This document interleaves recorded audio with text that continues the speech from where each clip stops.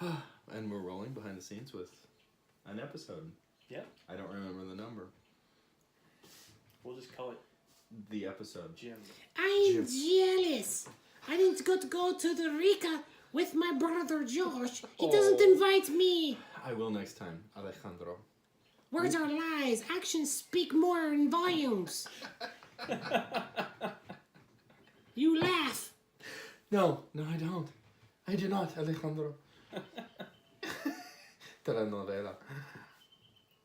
Yes? Don't speak to me in my language without my permission. ¿De dónde está la biblioteca? No one cares about your bathroom or libraries or whatever you have to say to me. El baño.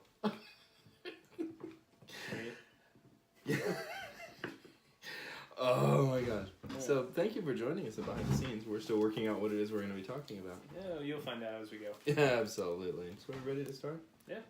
All right. Ready. Last minute adjustments. Alejandro's handler is busy making us sound good. Work, you slave, work! Yes, sir. Yes, sir. I got my bottle of water. With a lot of bubbles. Bubbly. Hashtag Curtis. That's a whole nother story. All right, are you ready? I'm ready. Welcome to the State of the Ozarks podcast. This is Josh Heston, Editor-in-Chief. And this is Ethan Grubaugh. And we're talking about our Ozarks. Your community. And this episode of Been Thinking About has been brought to you by Artist Christine Reitzel, Beauty from Light. Josh Huxtable, State of the Ozarks patron. Stafford's Barbershop and Shave Company, the place for men in downtown Branson. Shepherd the Musical, rediscovering America's story. Blue Rock Print Company, upgrade your look. And the Taney County Health Department, creating opportunities for healthy lives in our community. We say this every time, but those good folks right there. And they just keep growing. They do. Well, they keep growing in number. Yeah. Well, They're not like physically. You know what I mean. Your bottle of water's starting to get to you, huh? But if we gave them that meatloaf we had tonight, they might start growing. Yeah, I definitely feel it. Got praise hands going on in the ring. Yeah. That was good meatloaf. Yes, it was. My goodness. So part of the becoming a podcast partner. Yes, is meatloaf. Yeah. Unless you're vegetarian. Then it's still meatloaf. Good point. We might make concessions. Yeah. There's or onions in it. There are indeed vegetables in the meatloaf. Wow. It's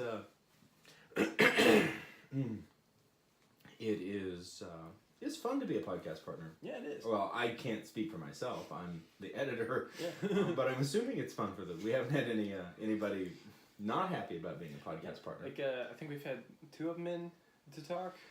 2 or 3. We've got. I know we've had Hayden and we've had Christine. Yeah. And both of them, like when they were here, the segment was like 45 minutes plus. I know.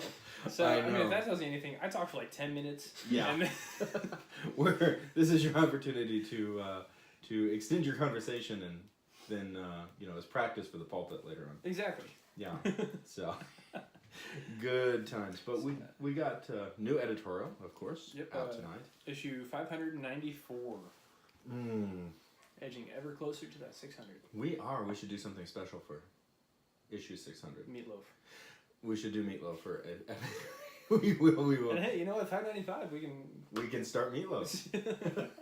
And it's like, yeah, it is. And then more meatloaf. Yeah. So I guess we should get your dad's recipe and include it on State of the Ozarks. Yes. Come to think of it. That's not the recipe. What is the recipe? No, the recipe is double rich chocolate cookies. Not too shabby. No. Not too shabby at all. It's not meatloaf, but It is indeed not meatloaf. I like meatloaf. He was great in Rocky Horror Picture Show. Have not seen that one. Don't understand the reference. That's okay. For those of you who have seen Rocky Horror Picture Show, meatloaf. All I know is that Tim Curry's in drag, and that's enough for me to. Yes, he is. He is indeed. I do like the movie though. I'd never seen it until I bought it for like $2 in Walmart. Oh really? Yeah, seriously. And then I watched it and I'm like, wow, okay. I don't know. It's so tongue in cheek that it's crazy, but it's crazy in a fun way, like Blazing Saddles. Oh, Love that one. one of my favorite movies of all time. And yeah, so we've got the editorial happening. So what did you think about this particular editorial? Yeah. Well, I was reading through, and you were describing springtime in the Ozarks. Mm-hmm. That's what really stood out to me.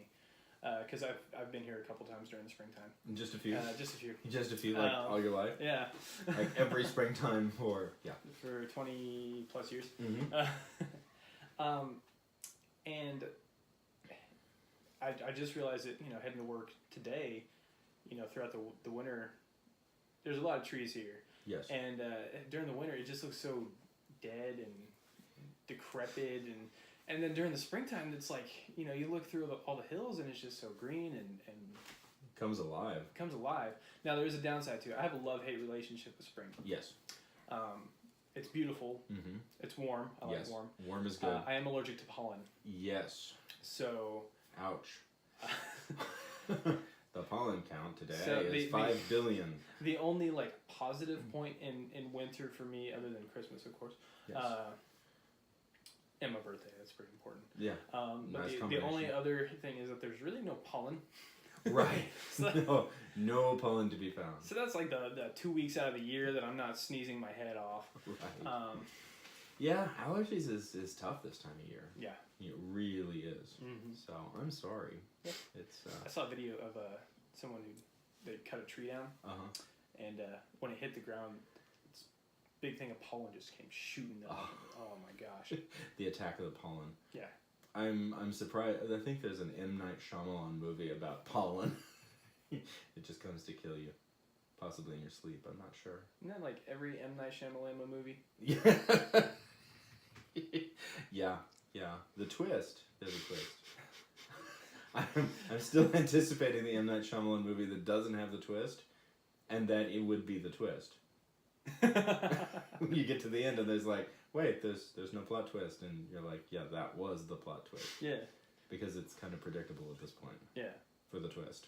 Mm-hmm. And no spoilers, but I did see EndGame last night. You better not. I know, so good, so good. 3 thumbs and 1 big toe up. I'm not big on being a movie critic, but wow, I loved it. And I can't talk about it because you haven't seen it. That's right. So shut your mouth. Oh, but it was good. It was good. It was a great wrap up. Yeah. From, of course, we can devolve or diverge a little bit. We won't devolve, but what is it? 10 years? 10 years of Marvel films. 11 years of Marvel. Last year was 10. Yeah, and 20 films. Something like that. There's a lot. 20, 22. It's Alejandro has questions. Is the franchise over? No, I think it's just started. Oh dear. Well, I mean, they've made so much money off of these movies that it'd be ridiculous to stop. Yeah. Yeah. And I think it's much like the phenomenon of Star Wars, much like the phenomenon of Harry Potter, Lord of the Rings, that this is a modern day myth that the whole world essentially shares. Like it's like a world. I can't talk today. A world community event that we share, and we share these stories. And I think there's something really weirdly and wonderfully empowering about the idea that we're sort of all gathered around the same campfire, hearing the same story at once, and it's a good story. Yeah. To by and large, these are stories, epic stories of heroes and challenges to have, to improve our character, to rise to the occasion. These are epic monomyths, to quote Joseph Campbell, and I think it's cool. So normally I'm not big about doing whatever the rest of the crowd does, but in this case I will definitely make an exception. And although there's a number of Marvel films that I need to actually watch, to catch up on. Ant-Man and the Wasp. That one's fun. Is it fun? Yeah, I've not seen it. It's fun. You tend to forget that Ant-Man is part of the actual Marvel Cinematic Universe, just because it's like a different pace and a different tone to their movies than every other one. Yeah, yeah. And I really like the first one. Yeah. I have seen the first one. Yeah, the second one's actually better in my opinion. That's what I've heard, and I think it's going to be fun. And I think I'm trying to think. I think there's one Iron Man film that I've not seen. Yeah. I've seen. I know I've seen the first one. I've seen the one with Jeff Bridges in it. Which one, Jeff? Jeremiah. Obadiah. Obadiah. Oh yeah, that's the first one. First one. Is that the first one? Oh, yeah, okay. that's the So first that is one. the first one. See, I wasn't paying And there's attention. the second one with like the guy with like the whip things. Okay. I think that's the one I haven't seen. Yeah. And then the third one where he blows up all of his suits. Oh, no, I've not seen that one either. I need to catch up. Okay, yeah. Yeah, clearly I need to catch up. Mm-hmm. I have seen everything that has Cap in it, though. Oh, yeah, because... It's Captain America. Oh, yeah. I love Captain America. That was the first 2011 with the first Captain America movie. There's a lot that I really, really love about that first movie. And of course, for me, I was watching it at a really difficult, emotional time for me that summer. I lost my mom that summer, and it was, down here. And there was something very transcendently heroic about that. That just, it was so cool. Yeah. And then, of course, Ragnarok. Thor Ragnarok is one of my all-time favorites. Oh my gosh, I absolutely adore that movie. Well, and you can't discount Guardians of the Galaxy. Yeah. StarLord is still my hero, even if he is a bit of a buffoon. Yeah. I follow Chris Pratt on Instagram. Yeah. He's so cool. Yeah. But Thor Ragnarok. Now I hate to like, and Thor is one of my favorite characters, Chris Hemsworth. Yeah. I hate to hate on him at all for any reason. The second Thor movie. Oh, it was the worst in the whole Okay, because to me it's just kind of forgettable. Yeah. I'm like, wait, there was like bad guys doing things And like different stuff. dimensions, and Natalie Portman. There, just there. Yeah. And the first one was fun. Like the first Thor movie was fun, but it didn't like have a lot of oomph. But then Thor Ragnarok comes along, See, and I love that movie. what Ragnarok did, it was kind of like the opposite of what the Iron Man thing did. Because the first Iron Man movie was great. It really started the whole thing. But then the other two, to me, just fell short. Yeah. Whereas with Thor, the first two fell short. And then Ragnarok. And then Ragnarok. Because you can actually let Thor have a sense of humor. I know, and then Cate Blanchett is in it. Oh yeah, yeah. And I still contend that if Galadriel from Lord of the Rings had taken the One Ring from Frodo and turned evil, now we know what that would have been like. She would have been Hela. Exactly. It would have. She's I don't know. She is a deliciously fun villain. Mm-hmm. She is like the most fun villain ever. Yeah. I mean, Thanos is like creepy, but Well, so is Josh Brolin. So. yeah. He just keeps showing up in everything these days. So editorial, huh? So that's what we got from springtime. Yeah. Now let's talk about the feature articles, which are Us. us. Oh, podcast all the way. Yeah. Both feature articles are behind the scenes videos of our podcast. Yes, they are, and of course links to all of that. Yeah. And so we encourage people to, of course, listen to us. Yeah. Watch us. Yeah. We're everywhere now. Not quite as everywhere as Guardians of the Galaxy, but we're edging toward that. We've got a few million followers to add. Yeah. I have really no idea how to make this segue, but one of the things I want to talk about, and then go from there, is this archaeological find at Eureka Springs. Yeah. So there's really no good way to segue from There's but really no possible way to segue. Let's just dive right in. Just Right. do it right into from Marvel comic book heroes to a haunted hotel. Yes. Just like that. Mm-hmm. Well, we could say it's like Disneyland. Ah. Uh-huh. How is it like Disneyland? Well, because, they got... Disney owns Marvel. Yes. And they also have a ride called the Haunted Mansion. Which I love that ride. Never been to Disneyland, so I don't know. But Yeah. anyway, so let's just call it that make it happen. And steamroll through this. Absolutely. So tell me, okay, so I'm a little... Yes. I'm a little behind on everything. I know that they found... let's start from the beginning. Yes. What They found a hotel buried underground. No. No, they didn't. Okay. Haunted Hotel, Crescent Hotel, Eureka Springs. Mm-hmm. Cancer guy. Yep. Archaeology. Yes. Stuff. Good stuff, actually. This, I am excited to talk about this. Got to go down last Saturday. Yeah. It seems like it was a long time ago. Oh, it seems like an incredibly long time ago. You and Noah.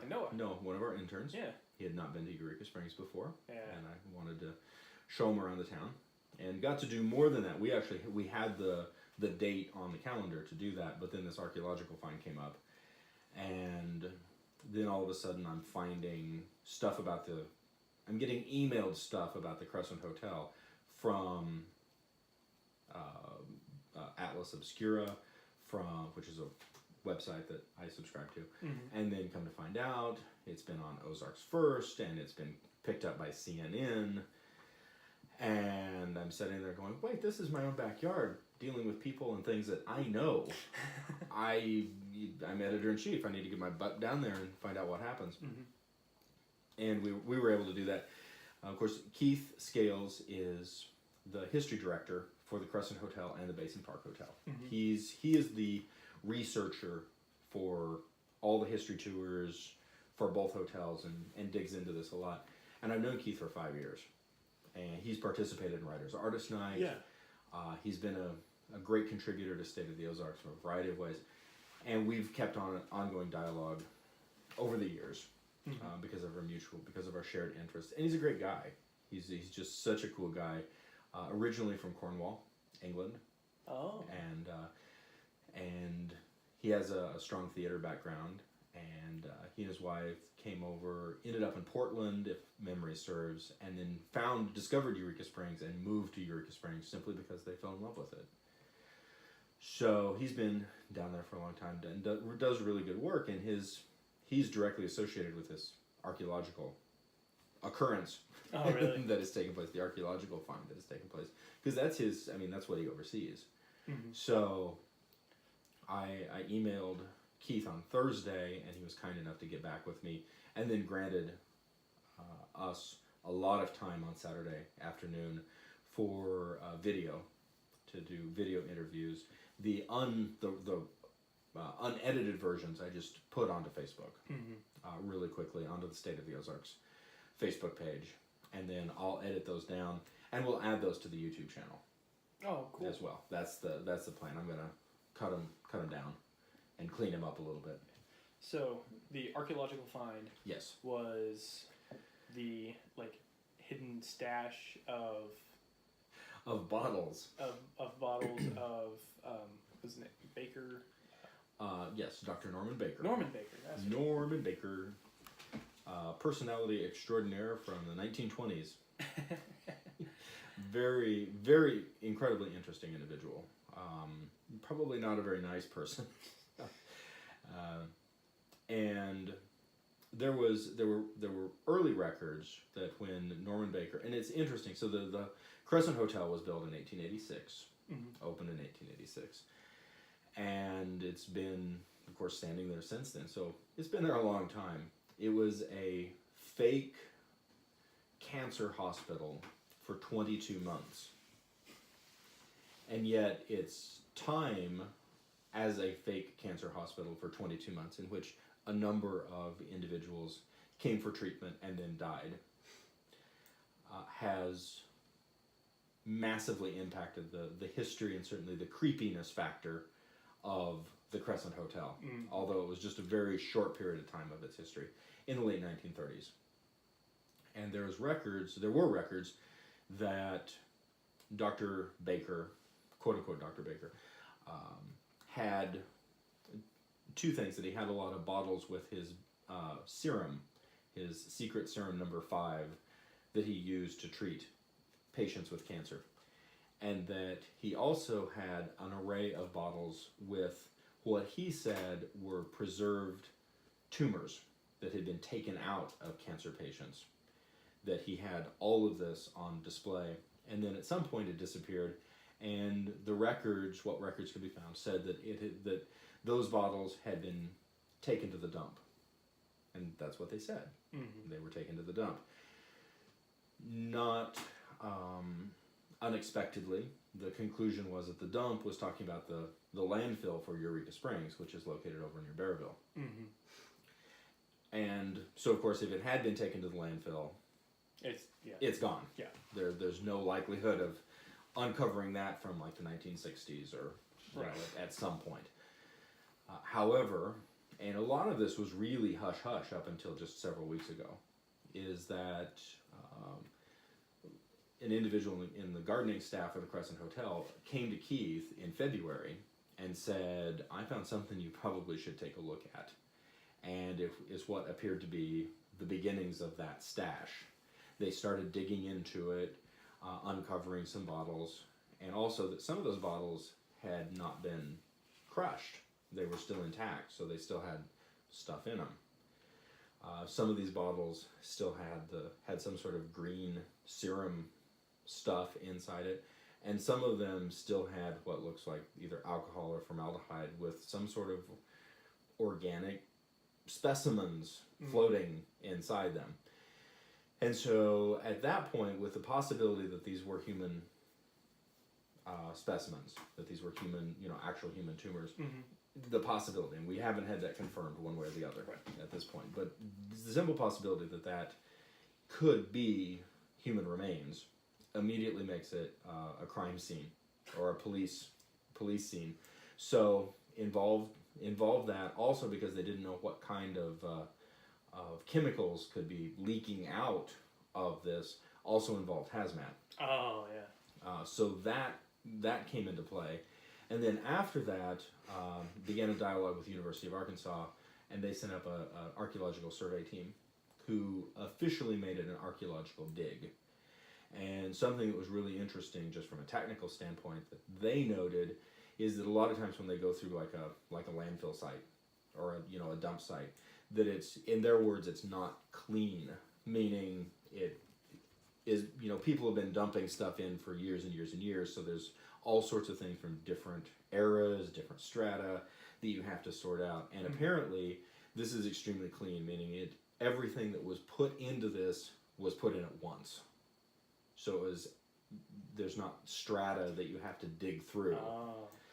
So where was this found? Like, was it just buried in the backyard? I apparently just buried in the backyard. One, and this is an interesting caveat. We don't know, and we're not being told, because the archaeological survey team wants to keep it as pristine as possible. They don't want tourists walking through it or going and hunting for it. So even though we were standing on property with Keith, he cannot tell us where it is. It is somewhere on Crescent Hotel property, but I don't know where specifically. So, but they've dug into it and they have unearthed more than 400 bottles, and they may, as they keep going, they're continuing to go, and as Keith said, we might be near the end of it or we might not. We just don't know yet. Yeah. So at the end of this, when the survey teams are all done, most of these specimens are actually going to be displayed in the hotel, again, downstairs in the morgue. Oh yeah. And they're making a special case for it, or will be making a special case for it to safely display it. However, Keith has a couple of specimens that he just physically gave us to hold. Oh. And one of them is a bottle of green serum. Mm-hmm. It's still green, and there it is. And the other one is a bottle with something floating in it. And again, we don't know what it is. Baker had a vaudeville history, and was something of a charlatan anyway. So there's a very real possibility that these are not human remains. Right. That they were used, that they're showpieces or propaganda pieces or vaudeville stunt or props. Yeah. In essence, so we don't know. I was thinking this. This is really gross. I was thinking this when I was looking at them, and then Keith confirmed it because he looked at me and he said, "Kind of looks like oyster shooters." They look like whatever's floating in there looks a lot like an oyster. I don't know if it is or not. But wow, it's definitely, it's very significant for as in terms of archaeological study for Arkansas of the 20th century, and it's definitely a real peek into what has got to be one of the strangest chapters of what is reported to be one of the most haunted hotels in the world. So I don't know.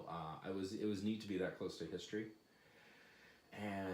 but I think what is particularly interesting about the Norman Baker story, and I want to unpack it a little bit as I have gotten it, is it's very complex.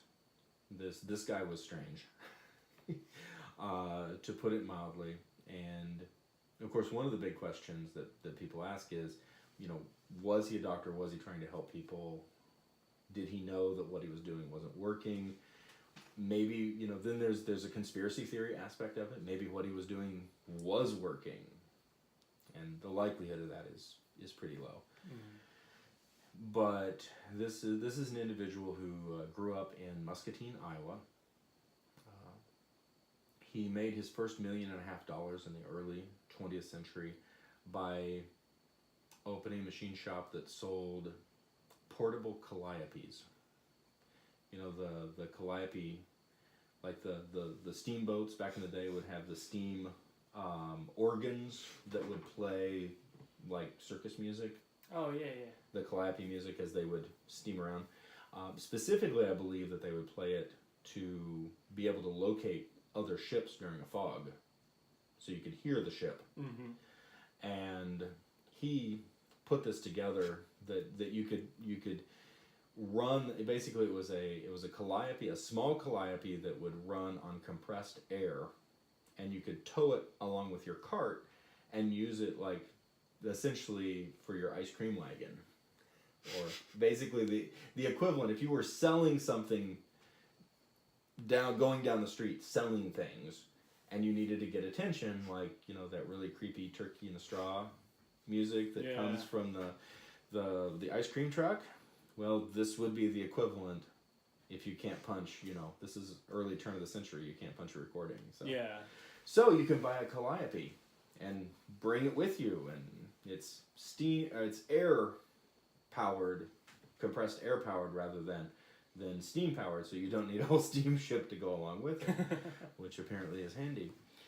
And so he made his first $1.5 million off of that. Wow. And that's turn of the 20th century. So that's in Muscatine, Iowa. So that's an enormous amount of money. Yeah.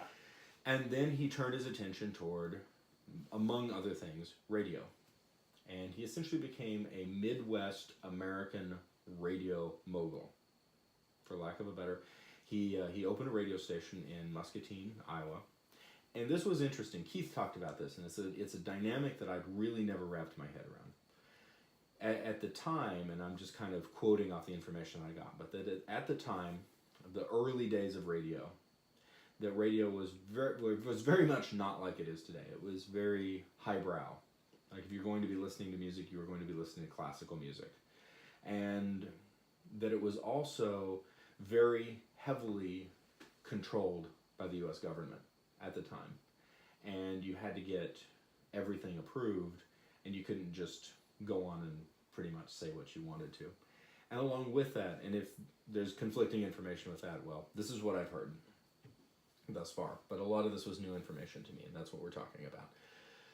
And this idea that getting on the airways and telling a populist story, in essence, telling people what, telling the everyday people things that they found interesting, was apparently not something that was happening.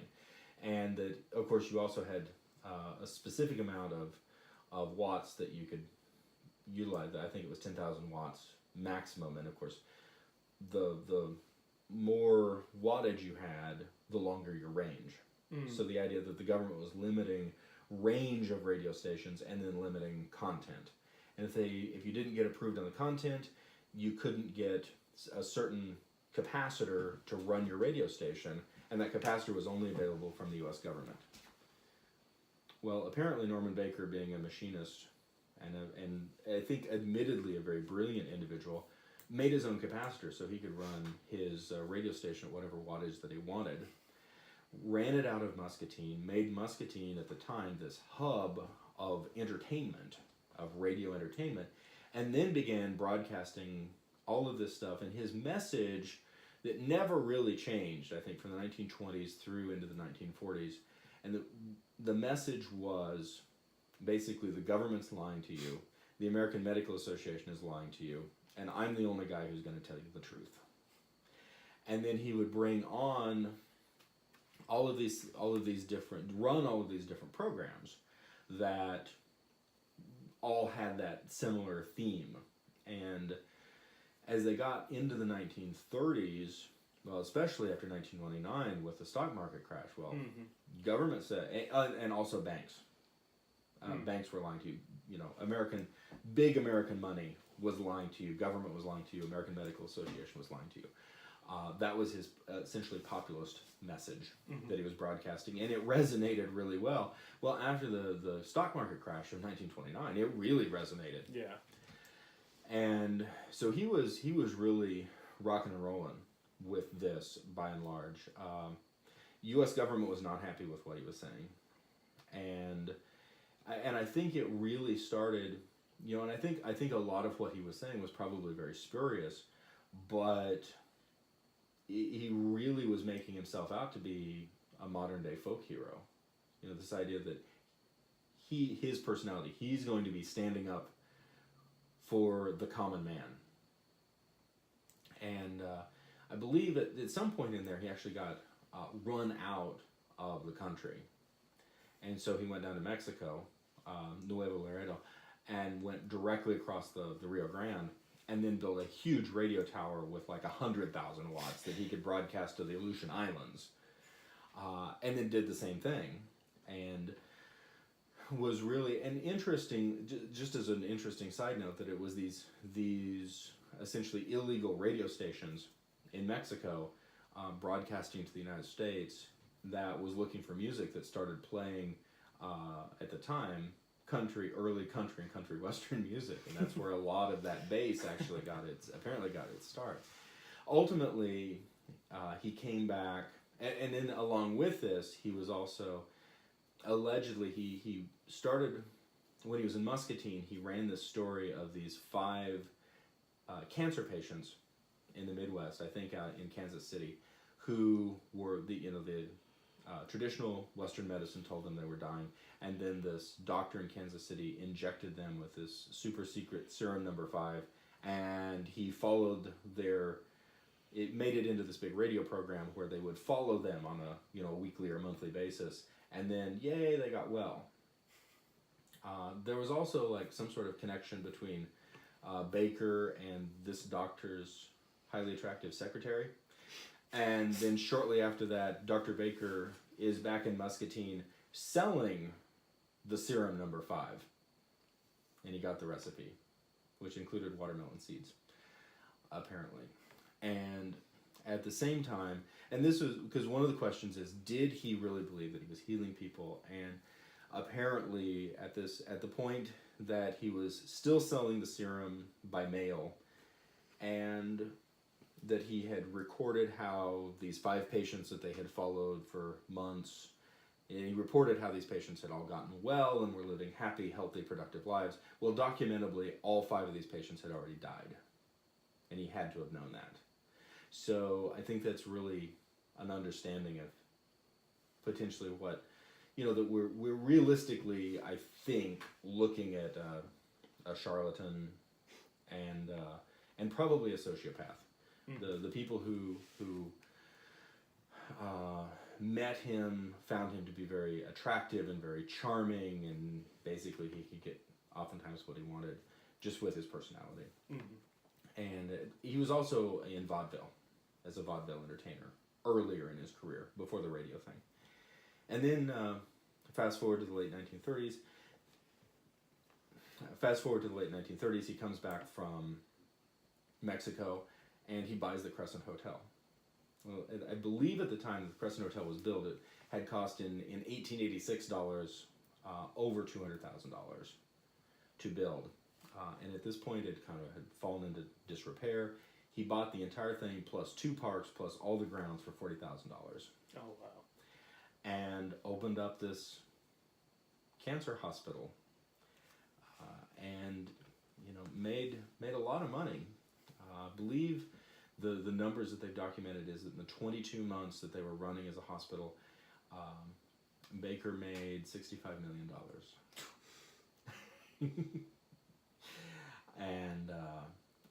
And a lot of people pretty much, and of course this is the question, did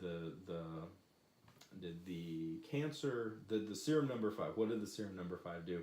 There was corn silk, there was ground up watermelon seeds, there was other ingredients, and this would be injected into whatever organ was supposed to have cancer. And he also really went with this whole mind over matter thing. He didn't mind, so you don't matter. No, mind over matter.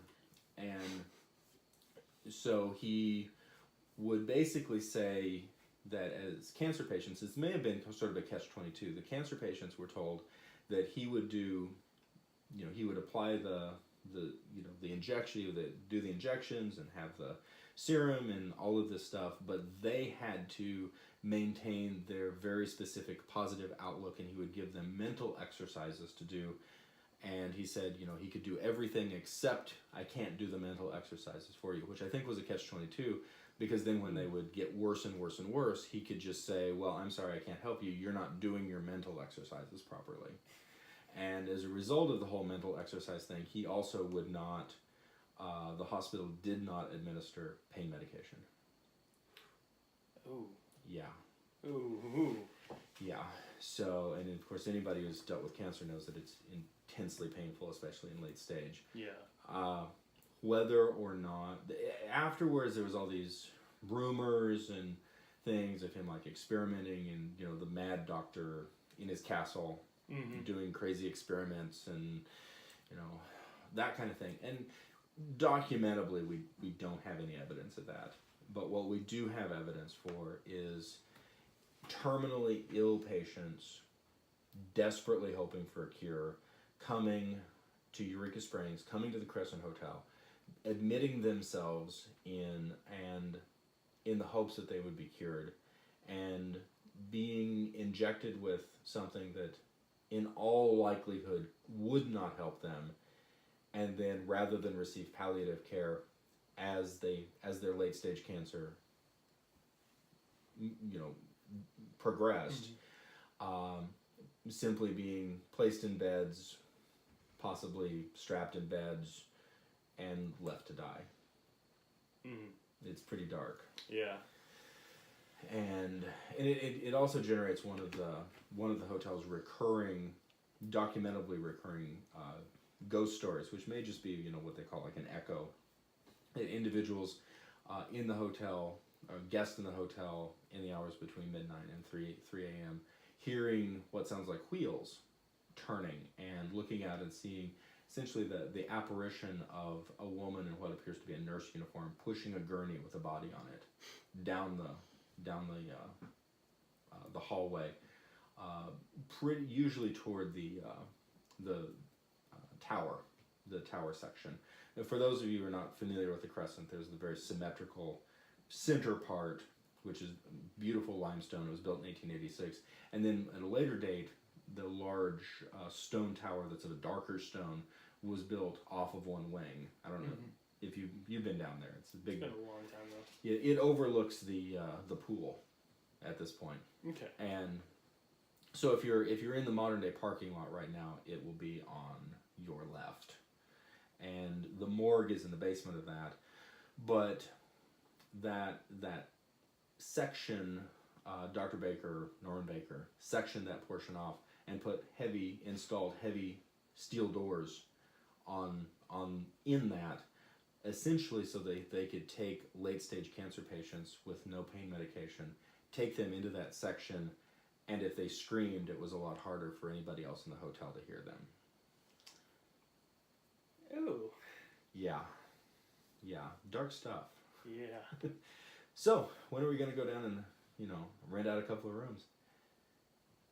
I don't know.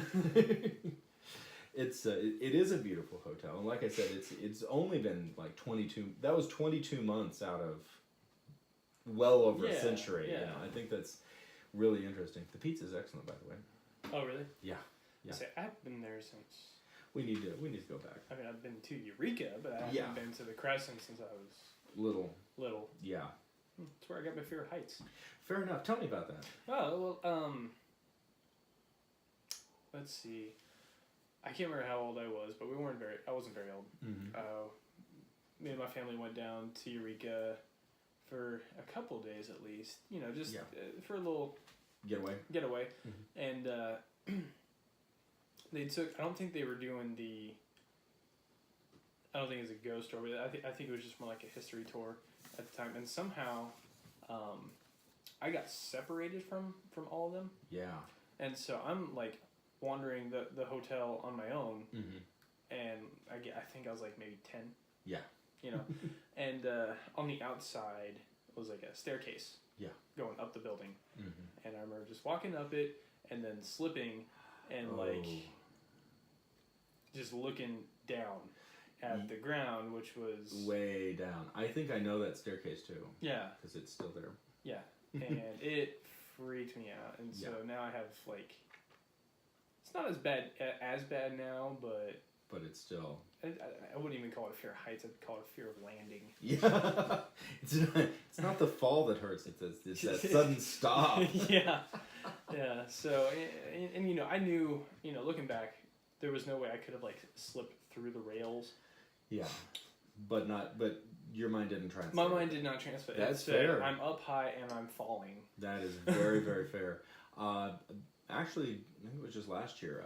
Individual fell in the interior balcony stairwell. Really? Yeah, of the Crescent and died. It fell off the 4th floor. Oh, nice. Yeah. It's really convenient if you take a dive off the 4th floor on the main staircase. You go splat right in front of the spa. So if you need everybody's in there trying to relax, and you can get a massage after you fall five flights of stairs. We're making light of it. We probably shouldn't. Yeah. It is a genuinely beautiful hotel. Yeah, it really is. And everybody talks about it being haunted, and I'm very skeptical about stuff like that. Yeah, that's fair. Just because I have never actually had an experience with something strange. Besides me. But yeah, I mean, to be honest, that incident would probably be the closest thing I would say to having the height incident. The height incident. Yeah. Things just are different down at Eureka. Mm-hmm. Just because I'm thinking back, there was no reason for me to have slipped and fallen except I missed the staircase. Yeah.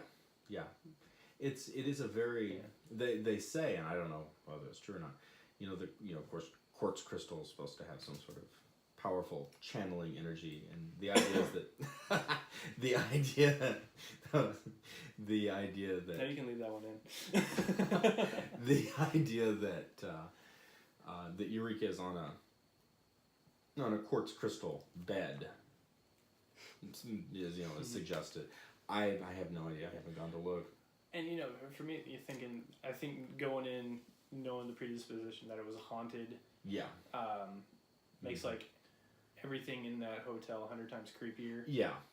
And so something as simple as slipping on a staircase could be like, oh my gosh, I was pushed by a spirit. No, I wasn't. You slipped. I slipped. Yeah, exactly. I think then it's finding that line between the tricks that our mind plays on us, and then still being potentially open to other things. Just like I worked at a theater that was supposed to have been haunted. Let me tell you, theaters by yourself are creepy to begin with. Oh, no doubt.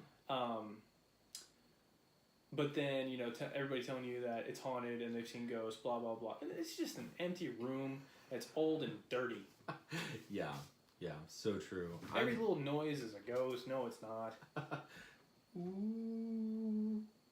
That's you. There's no way this house is haunted. I was alive when it was built. No doubt. I truly have no impression that my house is haunted. I really don't. And but no, I like it. You're our really positive resident skeptic. I about said resident specter. Well, I don't disbelieve in the paranormal. Right. Or I wouldn't. The supernatural, I guess, is what I would really forget. I'm skeptical about ghosts, but I do know that there are there's supernatural things. Supernatural occurrences. Yeah, absolutely. You can take a religious spin. It's recorded in the Bible. Demons are real. Yeah, absolutely. So there you go. But anyway, So good times at the Crescent Hotel. We need to go down and have some more pizza. Yeah. So to learn more, visit us on stateoftheozarks.net. Sign up for the State of the Ozarks weekly email. Like State of the Ozarks on Facebook. Follow @SotoMedia on Twitter. Subscribe to Soto Media on YouTube. Follow us on Instagram @State of the Ozarks. And subscribe to this Been Thinking About podcast on iTunes. Thank you for listening to the Been Thinking About podcast with Josh and Ethan. And this is our Ozarks. Your community. Can we redo that end? Yeah, whatever. Go ahead. Do we just do the whole outro? Just do the whole ending. It's not a biggie. Just do it. Okay. You get to hear it twice. Yeah.